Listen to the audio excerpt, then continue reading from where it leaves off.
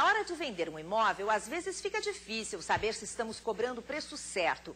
Por isso, nós convidamos uma especialista para avaliar um apartamento e assim explicar como definir um valor que garanta lucro e, ao mesmo tempo, uma venda rápida.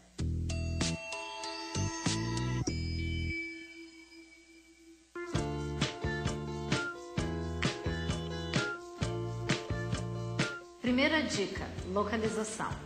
É muito importante a gente saber onde o imóvel se encontra, qual é a infraestrutura do bairro. Por exemplo, esse empreendimento em que a gente está, ele se encontra na frente de uma faculdade. Então, isso valoriza em torno de 20% o valor do imóvel.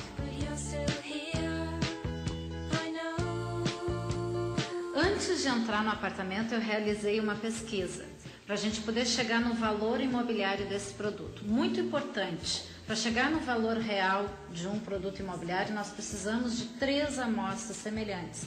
Por exemplo, esse é um produto lançamento, então são 3 imóveis lançamento. A média do valor do metro quadrado nós encontramos 3.030. No imóvel usado, você vai aplicar a mesma metodologia. 3 amostras semelhantes no mínimo, a média dessas 3 amostras vai te dar um valor referencial de metro quadrado e aí você vai multiplicar o valor do metro quadrado pela área do produto que você está intencionando comprar ou vender, certo?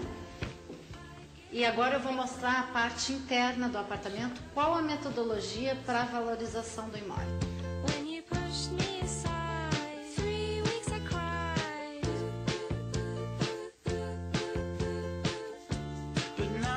Aqui o mais importante é vocês verificarem a parte de revestimento. Aqui o revestimento ele é atualizado, as aberturas são de modelo atual, a parte de interruptores elétrica também. Ele já está totalmente revestido na parte de pintura, revestimento cerâmico, elétrica. Todo o produto ele é novo, então todos os produtos já são atualizados, que foram usados para acabamento. E se eu fosse comparar com o usado, eu teria que fazer uma reforma para ele ficar com o mesmo preço do novo? Com certeza, tu vai ter que atualizar o teu produto para ele ser comparado ao lançamento.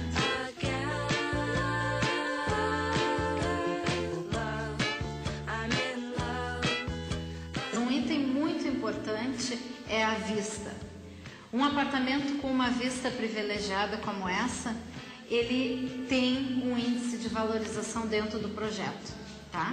Outro aspecto muito importante é a posição solar. Por exemplo, esse apartamento, a posição solar é norte, nascente, sol nascente. É maravilhoso, isso aumenta, é um apartamento que tem bastante energia solar, então isso aumenta o valor imobiliário do projeto.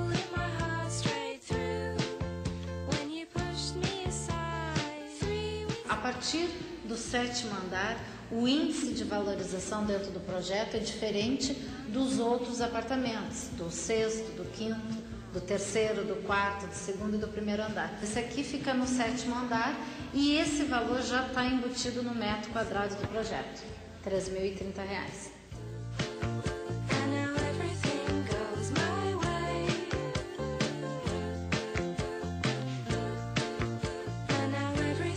No produto seminovo, normalmente tu não encontra a garagem ou o salão de festa, ou a lavanderia equipada, ou a área fitness.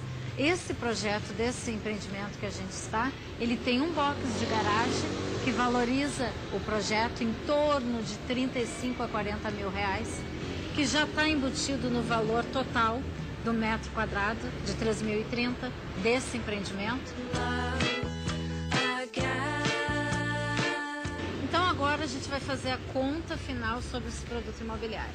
Nós vamos pegar o valor do metro quadrado de 3.030, multiplicar pela área, acrescentar o INCC e aí a gente vai ter um valor total de 199 mil. Vamos incluir o valor da corretagem, que vai dar em torno de 6%, que já vai dar um total do produto de 212 mil. Aí a gente vai comercializar por 220, dá uma arredondada para a gente dar aquele descontinho que o cliente está sempre procurando numa negociação.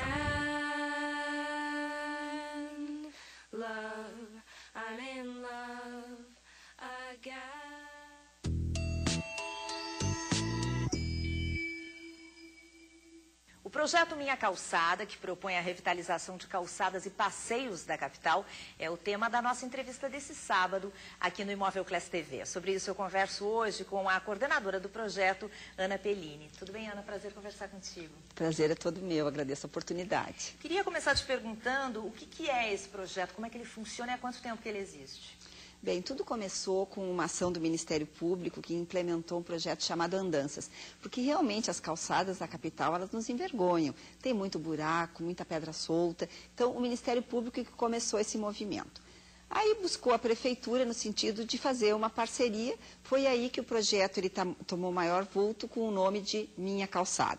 Por quê? Porque muito cidadão ele desconhece que a incumbência de arrumar a calçada é dele. Por lei, ele é obrigado a manter, sob pena, inclusive, de ser multado. Então, o nome Minha Calçada foi também buscar chamar atenção para essa obrigação do cidadão.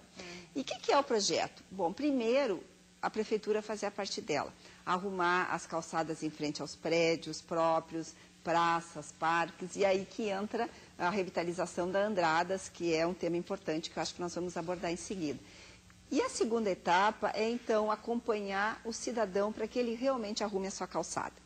E essa segunda parte, assim, ela é mais longa porque tem que fazer um trabalho de conscientização. Porque além de saber que é a obrigação, aquele morador ou aquele comerciante também precisa receber orientações, né? Porque deve haver um padrão, né?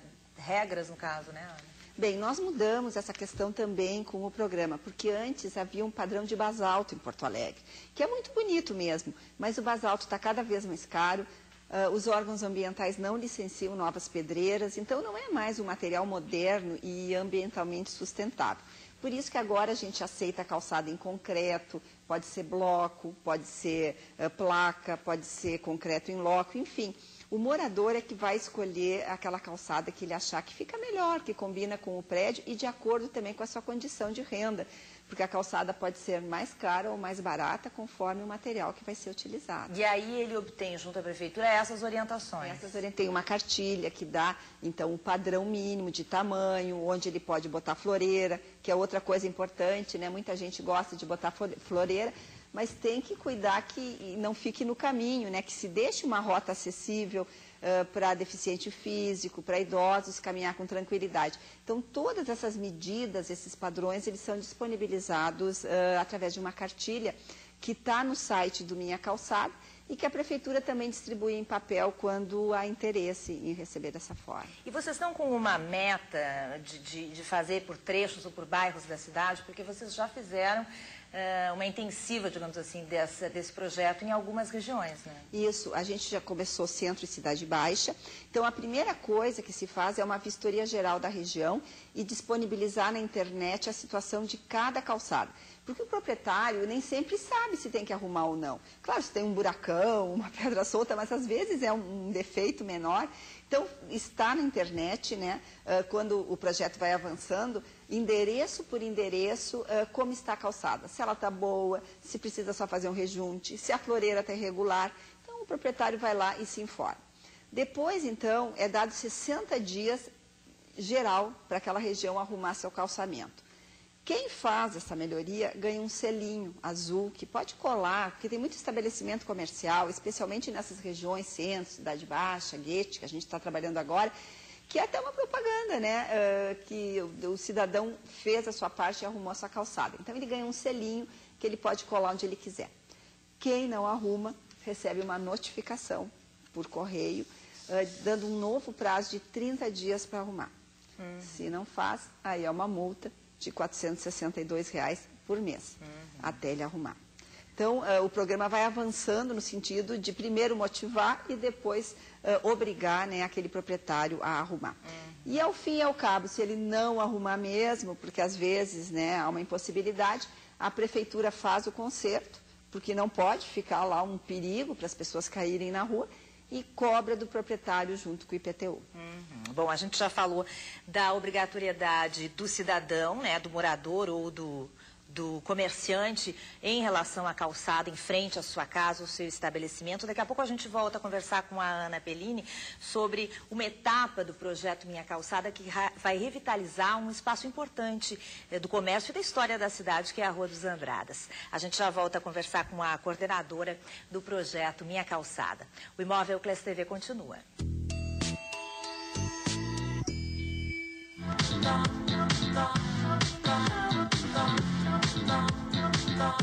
A Voluntários da Pátria talvez seja uma das avenidas que sofre o maior impacto hoje em termos das avenidas de Porto Alegre.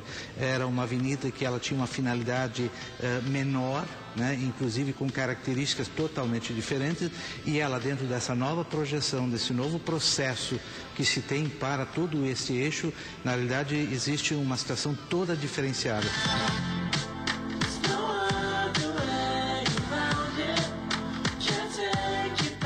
Então nós vamos ter todo o eixo, aquele ligando, por exemplo, todo o bairro Humaitá, Navegantes, até o centro, um eixo extremamente importante com o transporte coletivo, com ciclovias, vai ser uma coisa muito importante.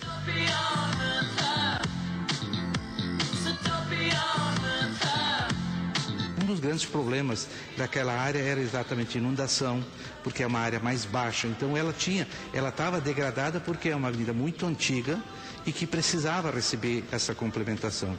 E todos os projetos hoje da Prefeitura, na realidade, a pavimentação é um item, mas faz toda a parte fluvial, faz parte toda a parte de água, de esgoto, faz toda a parte também da iluminação, da rede elétrica. Então, por isso que é um novo eixo de desenvolvimento que vai se gerar nesse contexto da Voluntários da Pátria, tanto de fluxo como para quem exatamente todos os imóveis daquela região estão extremamente valorizados por esse projeto.